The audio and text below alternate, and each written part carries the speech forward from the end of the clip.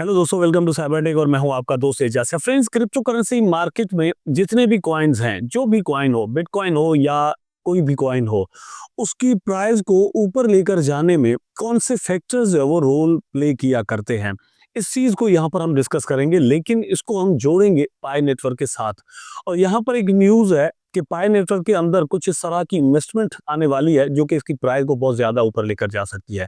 तो वो किस तरह से इन्वेस्टमेंट यहाँ पर आने वाली है, कौन इस तरह की जो इन्वेस्टमेंट जो है वो करने वाला है, यहाँ पर न्यूज़ आपके साथ मैं शेयर करूंगा और अपना ओपिनियन आपके साथ शेयर करूंगा। मार्केट में कुछ बातें इसके रिगार्डिंग चल रही है, वो भी आपके साथ में शेयर करने वाला हूँ। वीडियो आपके लिए बड़ी इन्फॉर्मेटिव और एंटरटेनिंग होने वाली है। वीडियो को देखना कंटिन्यू कीजिएगा, लाइक जरूर कर देना दोस्तों, और चैनल को सब्सक्राइब जरूर कर देना अगर आपने मेरा चैनल अभी तक सब्सक्राइब नहीं किया हुआ। तो बात यह है कि किसी भी प्रोजेक्ट के अंदर पैसा जितना ज्यादा लगेगा, मतलब जितनी हाई प्राइस पर उसको बाय करने वाले होंगे, हाई प्राइस पर बाय करके लोग उसको अपने पास रखेंगे, उतनी ज्यादा इन्वेस्टमेंट उस कॉइन के अंदर आपको शो हो रही होगी। ठीक है, डिफरेंट ओरेकल्स बने हुए हैं, डिफरेंट प्लेटफॉर्म जो है वो उसको देख रहे हैं, ट्रैक कर रहे हैं कि किस किस प्राइस पर इस कॉइन को बाय किया जा रहा है, कितने ऑर्डर्स जो वो एट टाइम लगे हैं, और होल्डर्स के पास जो पड़ा हुआ है कॉइन, तो उन्होंने किस प्राइस पर बाय किया है। ठीक है, तो वो उसको ट्रेक करते हैं।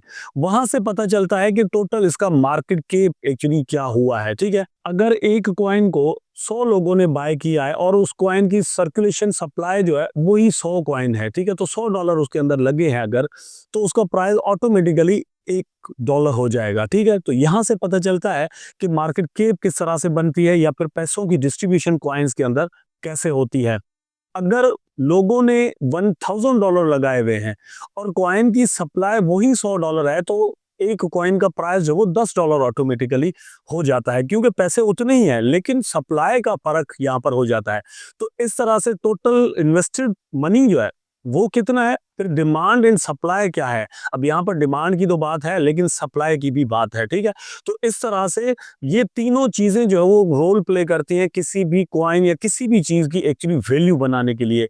आप इसको ऐसे समझेंगे, कहीं पर कोई प्लॉट पड़ा हुआ है, ठीक है, लोग उसको मतलब उसको खरीदने वाला ही कोई नहीं है, तो बेचने वाला उसकी प्राइस गिराएगा कि मतलब उसको बेचना ही है, क्योंकि तो वो उसकी प्राइस गिराता हुआ नीचे आ जाएगा और किसी प्राइस पर उसको बायर जाकर मिल जाएगा। बिल्कुल किसी भी कॉइन के साथ मार्केट के अंदर हमेशा ऐसा होता है कि हम मतलब मैं जब कोई कॉइन बेचना चाहता हूं और सामने मुझे बायर नहीं मिलेगा, मैं चाहता हूं कि $10 पर ये कॉइन मैं बेचूं, ठीक है, मैंने ऑर्डर लगा दिया लेकिन वो बिक ही नहीं रहा, तो मैं क्या करूंगा, फिर मैं उसकी प्राइस $9 कर दूंगा। 9 में भी नहीं बिक रहा तो मैं 8 पर आ जाऊंगा। इस तरह से मैं नीचे आऊंगा और कहीं ना कहीं आकर मुझे बायर मिलेगा, तो वो प्राइस जो वो उस चीज की सेट हो जाएगी उस वक्त।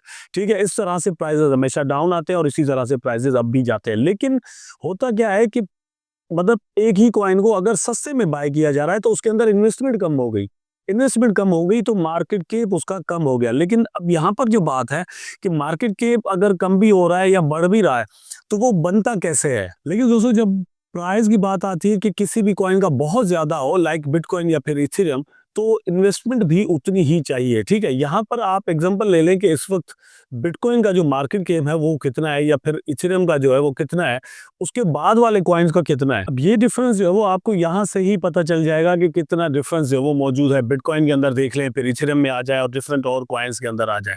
अब ये इनकी मार्केट रैंकिंग भी देख लें कि ये मतलब यहाँ से शुरू होता है फर्स्ट नंबर से और 8 9 10 तक, मतलब 10 टॉप की जो क्रिप्टो करेंसीज है उसके अंदर आ जाएं, तो ये जो टोटल इन्वेस्टमेंट है ये आकर $20 बिलियन तक रह जाती है। ठीक है, और वो जो 20 बिलियन वाला है ट्रोन है इस वक्त, और ट्रोन जो है वो 10th नंबर की रैंकिंग पर है। तो यहाँ से पता चलता है कि कितनी बड़ी इन्वेस्टमेंट एक्चुअली मार्केट के अंदर compete करने के लिए चाहिए। तो वो जो टारगेट है जो हमारे मन में है, हमारे दिल में है, और हम समझते हैं या चाहते हैं कि पाई नेटवर्क के एक एक कॉइन का प्राइस वो हो जाए, फॉर एग्जांपल $100 हो जाए, $1000 हो जाए, $1,00,000 हो जाए, तो उसके लिए पैसा भी उतना ही चाहिए और इस तरह का ही चाहिए कि मतलब वहां पर लगे और फिर वहां पर टिके भी सही वो पैसा। ठीक है, ऐसा नहीं है कि सिर्फ ट्रेड होना शुरू हो जाए। इस तरह के एक्सपीरियंसेस इससे हमने पहले किए हैं। शिबा इनू का ट्रेडिंग वॉल्यूम बहुत बड़ा था लेकिन लोग वहां पर पैसा ज्यादा टाइम के लिए रखते नहीं थे, ट्रेड करके प्रॉफिट्स बनाते रहते, मतलब ट्रेडर्स वहां पर बहुत ज्यादा थे। वेल, तो यहाँ पर क्या है कि पाई नेटवर्क के रिगार्डिंग दोस्तों न्यूज़ एक्चुअली ये आई है कि पाई नेटवर्क के अंदर इंस्टीट्यूशनल इन्वेस्टमेंट आने वाली है या आ सकती है, ठीक है। तो यहाँ पर आप देख सकते हैं Pi network prepares for a new era with institutional adoption. तो इंस्टीट्यूशनल इन्वेस्टमेंट आएगी या उसकी जो एडॉप्शन है होने वाली है, तो यहाँ से एक्चुअली बहुत ज्यादा पैसा आता है हमेशा, क्योंकि हम और आप जो है वो पैसे लगाते हैं, कोई $100, कोई $1000, कोई $500, लेकिन ये जो इंस्टीट्यूशंस हैं ये बहुत ज्यादा पैसा एक्चुअली लगाते हैं, क्योंकि यहाँ पर आप देख सकते हैं कि ओवर 67 मिलियन यूजर्स ग्लोबली, मतलब ये कि 67 मिलियन यूजर्स जो वो इसके पास मौजूद है, मतलब ये इनका क्लेम है। और अकॉर्डिंग टू देम 19 मिलियन की ये लोग केवाईसी कर चुके हैं, बाकी अभी रहते हैं। तो इतनी बड़ी जो है वो इसका यूजर बेस है, इतना बड़ा, इतने बड़े लोग जो है वो इसके साथ जुड़े हुए हैं। तो इंस्टीट्यूशनल इन्वेस्टमेंट अल्टीमेटली कल को जो है वो यहाँ पर आ भी सकती है। अब यहाँ पर क्या है कि with the increase in institutional adoption of crypto currency, क्योंकि जो क्रिप्टो करेंसी है उसकी एडॉप्शन भी इंक्रीज हो रही है पूरी दुनिया के अंदर, और अल्टीमेटली पाई नेटवर्क भी एक क्रिप्टो करेंसी है, including significant steps taken by some of the world's largest bank to enter the crypto custody space। तो क्रिप्टो कस्टडी स्पेस के अंदर डिफरेंट बैंक्स जो वो आ रहे हैं, और उसके अंदर आप देख सकते हैं कि स्टेट स्ट्रीट है और फिर सिटी बैंक है, ये रिसेंटली यहाँ पर आ रहे हैं और क्रिप्टो कस्टडी सर्विसेज ये लोग देने जा रहे हैं।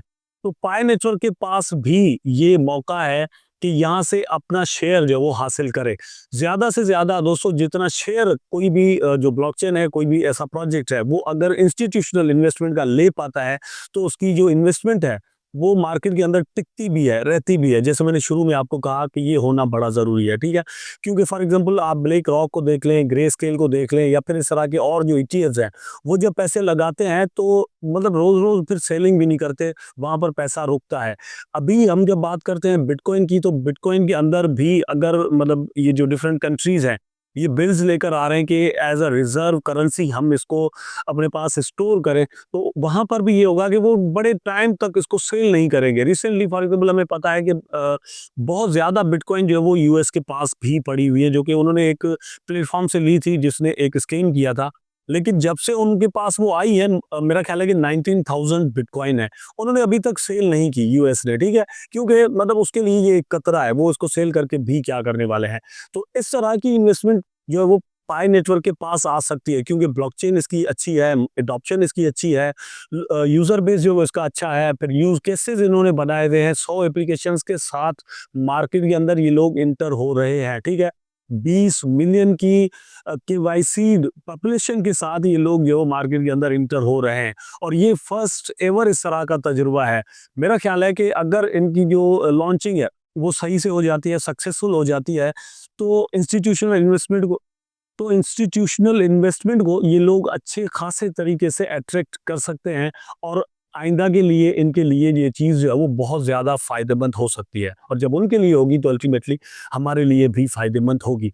मेरा ख्याल है कि मैं जो यहाँ पर चीज़ एक्चुअली आपको समझाना चाह रहा था वो अब तक ज़रूर पहुँच गई होगी, कि आपकी और हमारी जो इन्वेस्टमेंट्स हैं वो बिटकॉइन की प्राइस तक जो है वो किसी भी कॉइन को नहीं लेकर जाती। हमेशा इंस्टीट्यूशनल इन्वेस्टमेंट या जो बड़ी-बड़ी व्हेल्स हैं, उनकी इन्वेस्टमेंट से कॉइन्स की प्राइस वहाँ तक पहुँच जाती है, ठीक है? मतलब सिंपली अगर मैं आपको कैलकुलेटेडली वर्ड्स के अंदर बताऊँ, तो मेरा मकसद कहने का ये है।